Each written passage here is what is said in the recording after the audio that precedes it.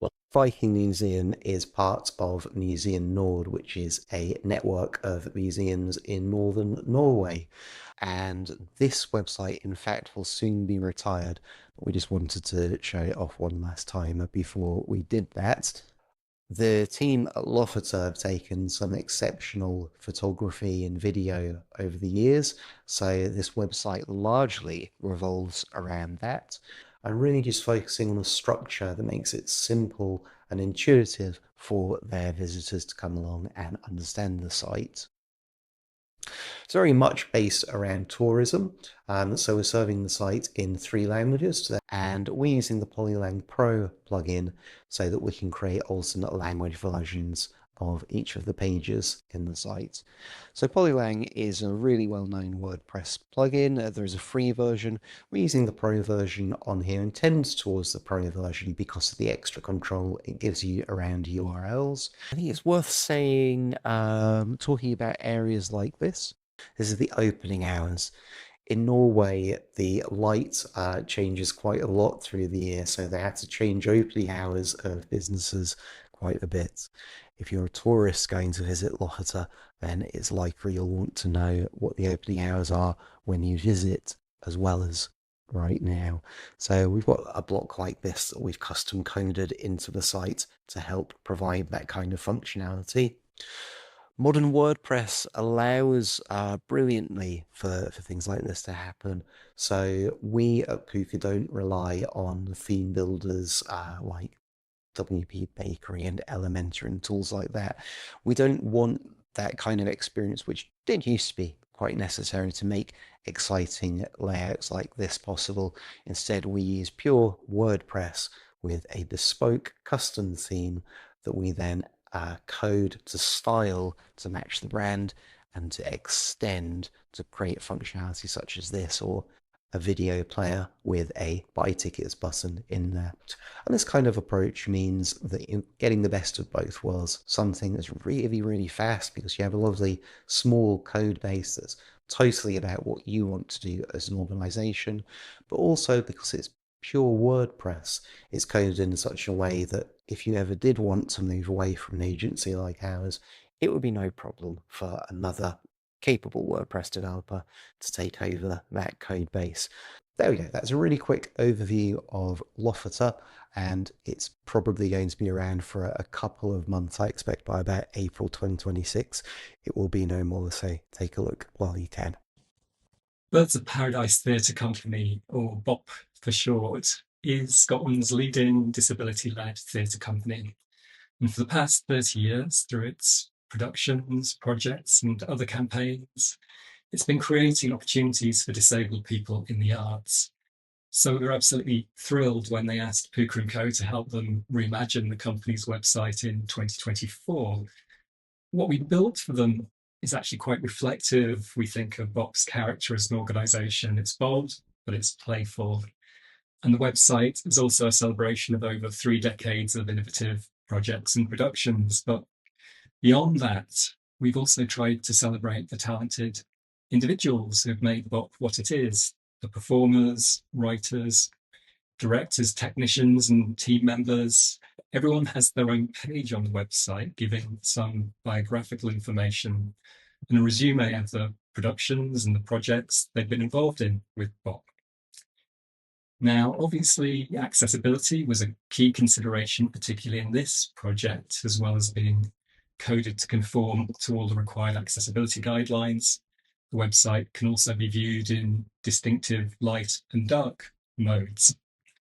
Now, Puka & Co places an emphasis on accessibility across our projects, and we also work with the BOP team on the Access Scottish Theatre website, which is an accessibility listings portal for events across Scotland. Larder are a client who we've worked with for many years, and actually this is the second website that we've built, refreshing their previous one. So this one came out in 2024. It was a collaboration with Edinburgh-based Sheree Walker, who we work with lots of projects on. She's a wonderful designer and a really good developer in her own right, so we're always delighted to partner with her. The site is really all about the many things that you can do around Leven's Larder, not least eating in this wonderful cafe. We have some brilliant photography. Again, it makes developing a site so much simpler. Lots of inspiring language and lovely typography flourishes around the site. If I open up this hamburger menu, we've got this theme that we developed for it. So explore with us, eat with us, and shop with us. So it's all about trying to create that community.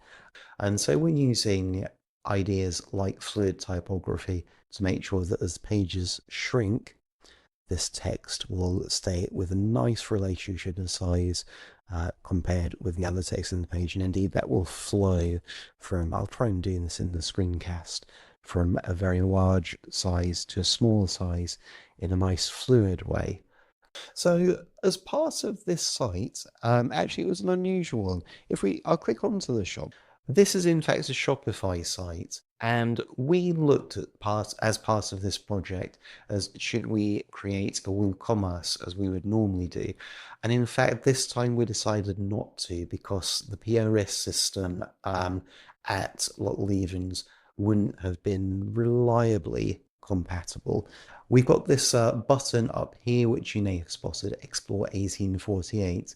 Now, an 1848 is in fact a design store that they've launched on site. They wanted to introduce this 1848 idea without introducing a whole separate website at this point. So what we've done is to create an area of the site that's dedicated to that, and we've got this yellow colouring to showcase the 1848 brand as something that's different from Leven's.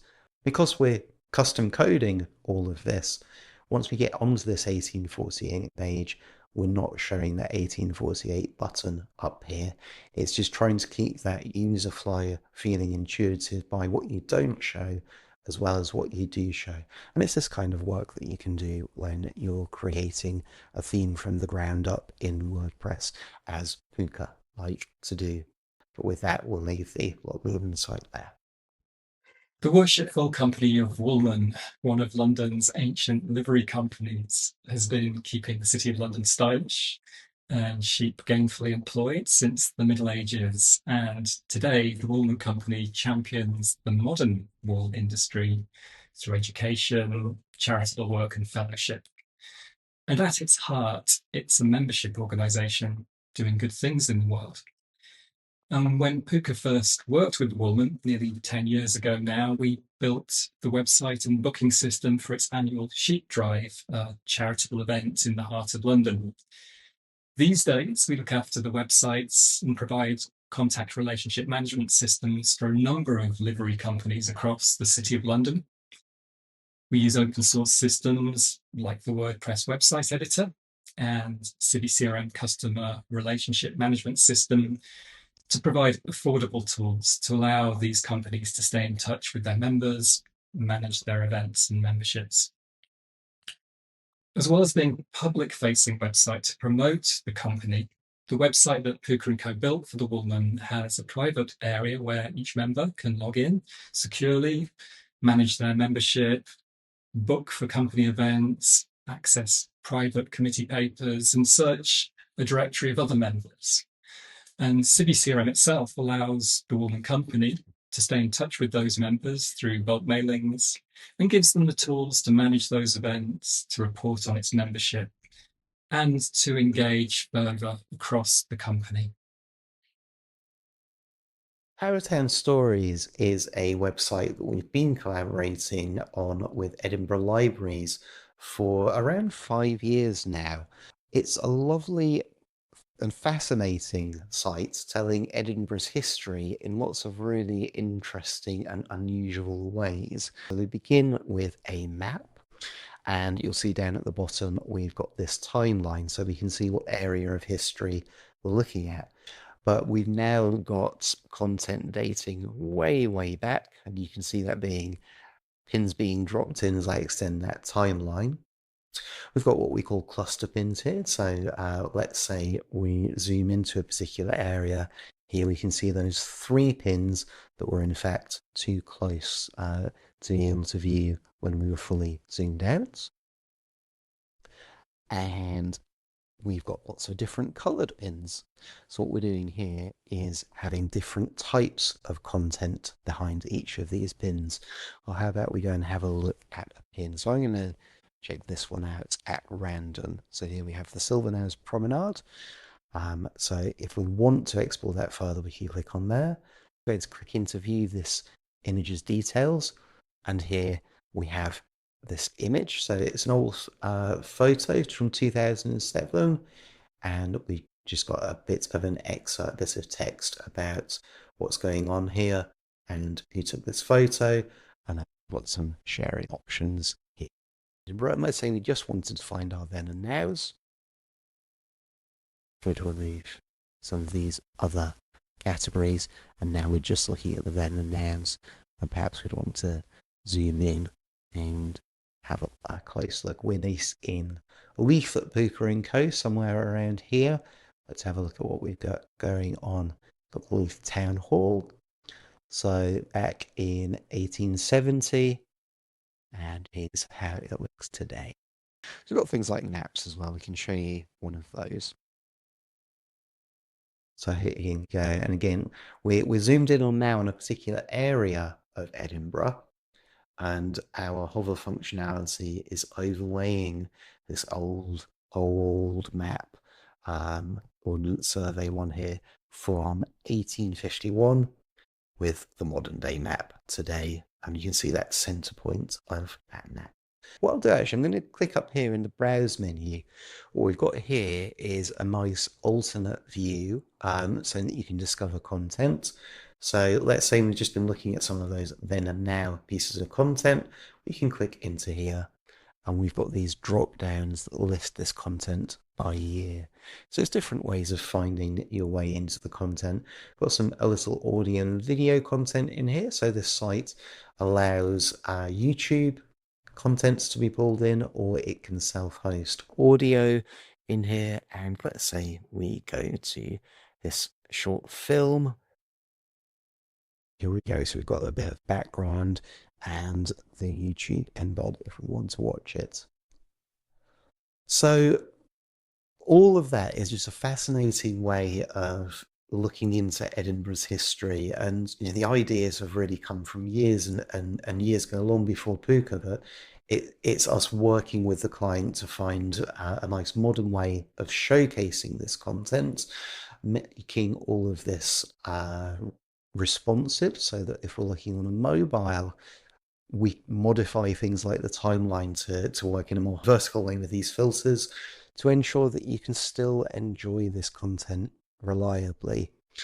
In the back end, we're using WordPress paradigms such as custom post types. So we have a separate bit on the left of WordPress where you can add a story or add an image separately from that. And this helps the client just keep a sense of order as they're editing content. It's actually quite a simple site to edit and to place pins onto the map and so on.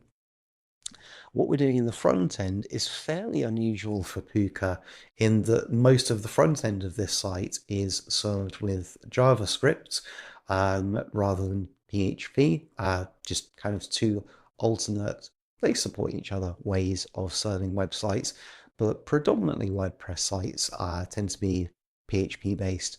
This is a much more interactive way of coding sites, and JavaScript works really, really well for that.